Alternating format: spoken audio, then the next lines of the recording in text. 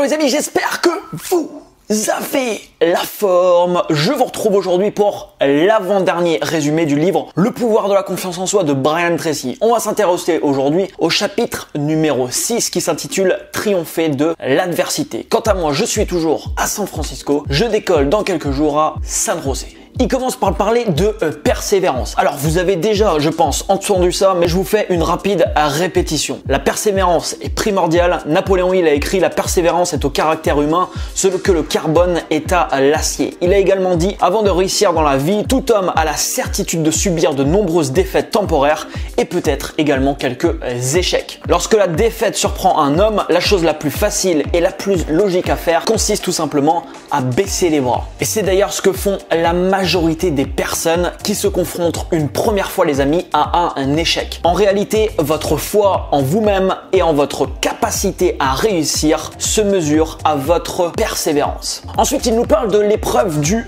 caractère. Il est facile d'être satisfait et sûr de soi lorsque tout va bien, mais la véritable épreuve qu'un homme ou une femme doit surmonter consiste à parvenir à garder les idées claires et à continuer de fonctionner lorsque les choses semblent s'écrouler autour de soi. Et en effet, c'est dans ce type d'épreuve qui peut nous arriver dans la vie que on montre au final notre force. C'est là qu'on peut montrer notre plus grande force, la force de se relever et la force de continuer quoi qu'il arrive, parce que quand tout va bien, bien entendu, c'est beaucoup plus simple. Et c'est ce qu'il dit par la suite: voilà les moments où on montre réellement de quelle étoffe on est fait. À l'université de Stanford, d'ailleurs je vais aller visiter l'université de Stanford normalement dans à peu près une semaine à Palo Alto. Je vous ferai vivre ça comme d'habitude sur Snapchat. Ils ont récemment réalisé une étude sur la qualité des hommes et des femmes qui accédaient au plus haut poste d'une entreprise et qui connaissaient une ascension fulgurante. Ils ont isolé deux qualités les plus indicatives. Numéro 1, la capacité à travailler en équipe, et numéro 2, qui est certainement la plus difficile à avoir, c'est la gestion des crises. Votre façon de composer avec l'adversité, votre capacité à garder la tête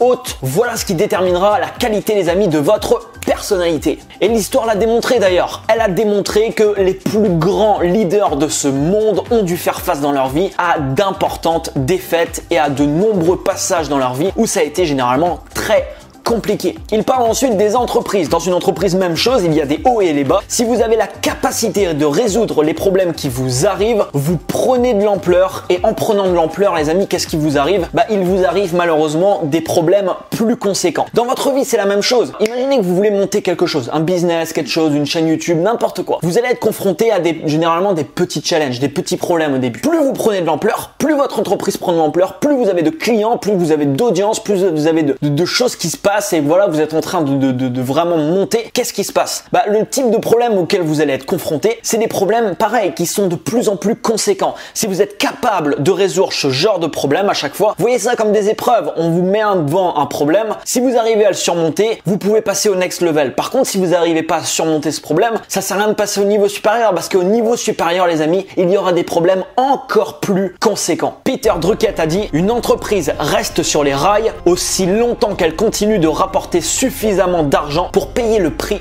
de ses erreurs. Ce sont vos réactions, les amis, au plus haut comme au plus bas, qui détermineront votre avenir et vos résultats. Vous savez, je pense que là, toutes les personnes qui regardent cette vidéo, moi y compris, on essaye de faire de notre mieux, on essaye d'avancer dans notre vie, on essaye de passer au niveau supérieur, on essaye de faire ce qu'il faut pour avoir une belle vie, pour être heureux, pour faire ce qu'on a envie de faire. Mais dans ma vie, comme dans la tienne d'ailleurs, on ne peut pas faire autrement que d'être confronté à des problèmes. Tu seras confronté à des problèmes qui seront des fois très importants. Je suis à l'heure actuelle confronté à des problèmes, je serai encore confronté à des problèmes dans ma vie, et c'est la vie, c'est normal, il faut l'accepter. En fait, tout ça, comme je vous disais tout à l'heure, c'est des sortes de tests. Si vous n'arrivez pas, les amis, à résoudre un problème ou à passer outre, à réussir à mettre tout votre focus sur les solutions et non sur le problème qui va, si vous mettez votre focus dessus, l'amplifier, c'est un signal très puissant. Et ce signal, qu'est-ce qu'il dit? Il dit tout simplement: je ne suis pas prêt. Je ne suis pas prêt à passer au niveau supérieur. Donc pour le moment, je reste là où je suis. Quand un problème se présente, les amis, focus tout de suite sur les solutions et dites-vous à vous-même: je sortirai vainqueur. Je sortirai vainqueur. C'est moi qui aurai la victoire à la fin. Non seulement vous le dites, mais quand vous en êtes pleinement convaincu, qu'est-ce qui se passe, les amis? Vous allez agir en conséquence, et c'est précisément ce qui va se passer. Il y a des gens dans leur vie, j'ai vu de ces témoignages hallucinants, qui ont été confrontés à des choses horribles, à des choses hallucinantes, à des problèmes conséquents. Et il y a un pourcentage de ces personnes qui ont réussi à passer outre, qui ont réussi à avancer, qui ont réussi à continuer à créer derrière des choses extraordinaires. Donc c'est pas ce qui nous arrive dans la gueule qui est important, c'est votre façon de réagir. Retenez ça, c'est extrêmement important. Je vous donne un autre exemple. Là, je suis en train de réfléchir à un projet que j'aimerais mettre en place. Je sais pas, en tout cas, j'y réfléchis. Ce projet va nécessiter plusieurs centaines de milliers d'euros d'investissement. Plusieurs centaines de milliers d'euros d'investissement. Et j'accepte, les amis, le fait que je peux échouer. J'accepte le fait que voilà, il peut avoir un énorme problème, ça peut ne pas se passer comme prévu et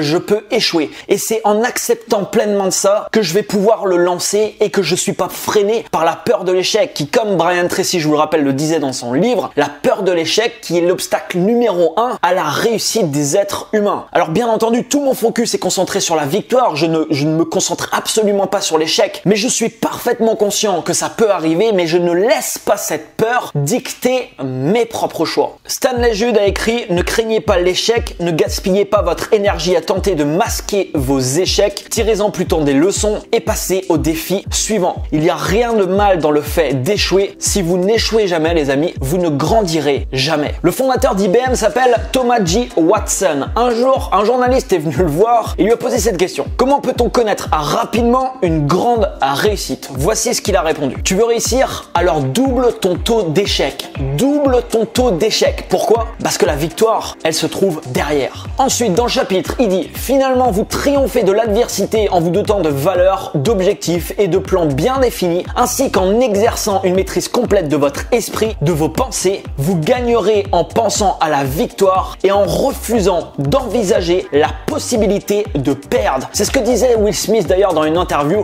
Je n'ai pas de plan B, même s'il est conscient pareil que ce qu'il fait, ça peut ne pas marcher. Pourquoi? Parce que avoir un plan B, c'est émettre la possibilité que le plan A ne fonctionne pas. Et moi, je suis pareil, quand je démarre quelque chose, comme je vous disais tout à l'heure, je concentre absolument tout mon focus sur le fait que ça va marcher. Mais bien entendu, dans ma vie, je sais parfaitement que oui, je vais subir d'autres échecs. J'en ai déjà subi et je vais en subir d'autres. Mais les échecs que je vais subir par la suite, ça sera en fait des victoires parce que c'est eux qui vont m'amener précisément là où j'ai envie d'aller. La persévérance, il dit ensuite, est directement reliée au courage. Le courage nécessaire pour tenir le coup en dépit de l'adversité et de la déception. Parce que bien sûr, quand vous faites quelque chose, vous êtes à fond dans un truc, vous vous lancez pleinement dedans et ça marche pas. Et bien entendu, vous êtes déçu. Vous allez être déçu, ça va entraîner ça généralement une baisse de morale et qu'est-ce qui se passe? La majorité des gens à ce moment-là vont arrêter et vont stopper. En fait, dites-vous que les résultats que vous avez, c'est juste une façon plus intelligente de recommencer de zéro avec de nouvelles informations. Vous avez en votre possession de nouvelles informations. Ce que vous avez fait n'a pas marché. C'est que dans ce que vous avez mis en place, il y a quelque chose qui va pas. Avec ces nouvelles informations, vous pouvez recommencer, mais de manière, cette fois-ci, plus